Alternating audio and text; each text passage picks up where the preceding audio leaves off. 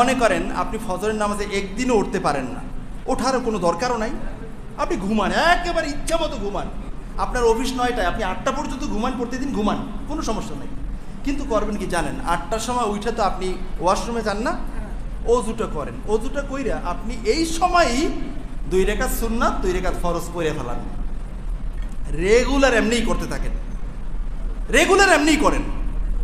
এখন যখন এইটা পড়াটা অভ্যাস হয়ে যাইবে যে প্রত্যেক দিন আপনি এই টাইমেই পড়েন, এরপরে যখন মাসখানেক যাইবে বা 15-20 দিন যাইবে, তখন আপনি করবেন কি 2 রাকাত সুন্নাত পড়বেন, 2 রাকাত ফরজ পড়বেন, এরপরে 2 রাকাত সলাতুল হাজত পড়বেন। আল্লাহর কাছে বলবেন যে আল্লাহ, এই 2 রাকাত নামাজ পড়ছি, আপনিই তো বলছেন নামাজের মাধ্যমে, ধৈর্যের মাধ্যমে আমার কাছে সাহায্য চাও। তাই আমি আল্লাহ আপনার গোলাম, প্রত্যেক দিন নামাজের ঘুম থেকে উঠি 9টায় 8টায়, আপনি কি পারেন না আমার সকালে ফজরের সময় উঠাইতে? আমি আপনার কাছে চাই আমাকে যাতে আপনি ফজরের সময় ওঠার তৌফিক দেন। পয়লা একটু চোখের পানি ফালাইবেন, আমি বিশ্বাস করি পানি ফালাইবেন যেই দিন, ওই রাত্রেই আপনি ফজরের সময় উঠতে পারবেন, যদি চোখের পানি ফালাইতে পারেন। সুবহানাল্লাহটা আস্তে হয়ে গেল, এটার প্রমাণ আছে। হযরত মুয়াবিয়া রাদিয়াল্লাহু তাআলা আনহু, বিশিষ্ট সাহাবী না, রাষ্ট্রীয় কার্যক্রম পরিচালনা করতে গিয়ে একদিন খুব ক্লান্ত হয়ে গেছেন, ঘুমাইয়ে পড়ছেন, আর উঠতে পারেন নাই। শয়তানে আইসা পাশে আইসা একটু মেসেজ করে। শয়তানে আবার কিন্তু ভালো জায়গা জানে, কোন জায়গায় মেসেজ করলে ঘুমটা ভালো হইব। বুখারীর হাদিস, মাথার ভিতরে 3টা গিট্টু মারে, আর প্রত্যেকটা গিট্টের সময় বলে, এই আল্লাহর বান্দা, আরও রাত অনেক আছে, তুমি আরো ঘুমাও। এটা পরে আর একটা গিট্টু মারে, এই 3 গিট্টু মাইরা খেদমত করতে থাকে, মাথা টিপতে থাকে, আর বারবার সূর্যের দিকে তাকায়। সূর্যটা উদিত হয়েছে, ফজরের রক্ত শেষ, একটা লাথি মাইরা নাকের ভিতরে পেশাব কইরা চলে যায়। বালাফি খাইসুমিহি, হাদিসের ভাষ্য। শয়তান পেশাব করে নাকের ভিতরে। বলবেন হুজুর কই, পেশাব তো একদিনও দেখলাম না। এই পেশাব দেখবেন না, এটা যদি ওই ডাক্তারি যন্ত্র দিয়ে পরীক্ষা করা যাইতো তাহলে দেখা যাইতো বেনামাজির নাকের ভিতরে কত ড্রামে ড্রামে পেশাব। এটা কি ডাক্তারি মেশিনের পরীক্ষায় আসবে? এটা আসবে না। এটা আসবে ওই পরীক্ষায় যেই লোকে চোখ বন্ধ করে দেখতে পারে, সে বুঝবে। কারণ ইমাম আজম রাহিমাহুল্লাহ তাআলা দাঁড়াই রয়েছেন, দেখতেছেন, কি রে বেটা, তুমি অজু করতে তো তোমার অজুর সাথে তো এই গুনাহ জড়ে যাচ্ছে। দেখতে পাইছেন কি গুনাহ করছো, অজুর সাথে কি গুনাহ জড়ে যায়। ওসমান রাদিয়াল্লাহু তাআলা আনহু বসা, হঠাৎ করে একজন সাহাবী আসছে, আসার পরে বলতেছেন, আরো অনেক সাহাবীরা বসা, কয় আমাদের মাঝে এমন লোক আছে যার চোখের ভিতরে এখনো জিনার প্রভাব দেখা যায়।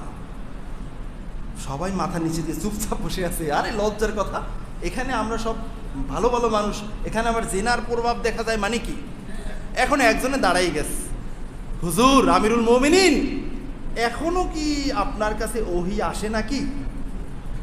ওহীর দরজা কি বন্ধ হয়ে গেছে না? রহমাতুল্লিল আলামিন পর্দা করছেন, ওহীর দরজা তো বন্ধ হয়ে গেছে, আপনি কেমনে বললেন যে একজনের চোখের ভিতরে জিনার প্রভাব দেখা যায়?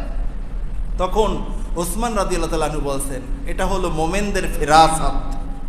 ওমর রাদিয়াল্লাহু তাআলা আনহু কিভাবে খুতবায় দাঁড়িয়ে শত শত মাইল দূর থেকে বলেছিলেন, ইয়া সারিয়াতুল জাবাল, এটা কেমনে বলছিলেন? ওহী আসছিল। এটা যেমনি ভাবে বলছে, আমি ওসমান ওই একই পাওয়ার দিয়ে বলছি। শেষ জামানায় ইমাম মাহদী আলাইহিস সালামের সৈনিকের ওই পাওয়ারটা আবার আল্লাহ দিয়ে দিবেন ইনশাআল্লাহ।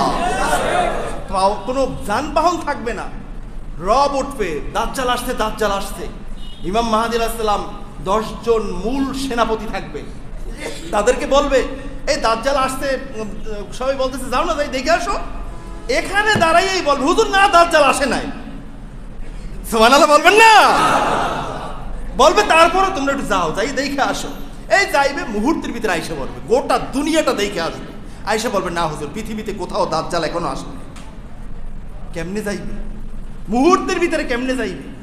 আর এখানে দাঁড়াইয়ে কেমনে বললেন দাজ্জাল আসে নাই? আবু বকর রাদিয়াল্লাহু তাআলা আনহু কেমন পাওয়ারফুল সাহাবী। আল্লাহ রাব্বুল আলামিন যাকে সালাম জানান, আল্লাহ রাব্বুল আলামিন যাকে গারে সাউরের ভিতরে জান্নাতের নহরের পানি পান করান, জিবরাইল আমিনের মনে কৌতূহল, দেখি তো আবু বকর কেমন মানুষ। জিবরাইল আমিন একজন মানুষের সুরাত ধইরা আয়েশা জুব্বা টুব্বা পইরা আয়েশা বলে, হুজুর আমার একটা প্রশ্ন ছিল আপনার কাছে। বলেন। কয় আমি জানতে চাই এই মুহূর্তে জিবরাইল আমিন কোথায় থাকতে পারে।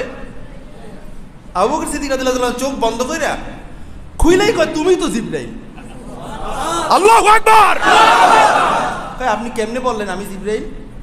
কয় আমি দেখলাম আসমান জমিনে আরশে সব জায়গায় খুঁজে দেখলাম কোথাও নাই, তার মানে তুমি জিবরাইল আমার সামনে দাঁড়ানো, থাকবে কই? এই পাওয়ার, ওই যে তরবারি ছানিত করতে হবে। বন্ধুরা একটু কি চাঙ্গা হচ্ছে? পারবেন তো ইনশাআল্লাহ?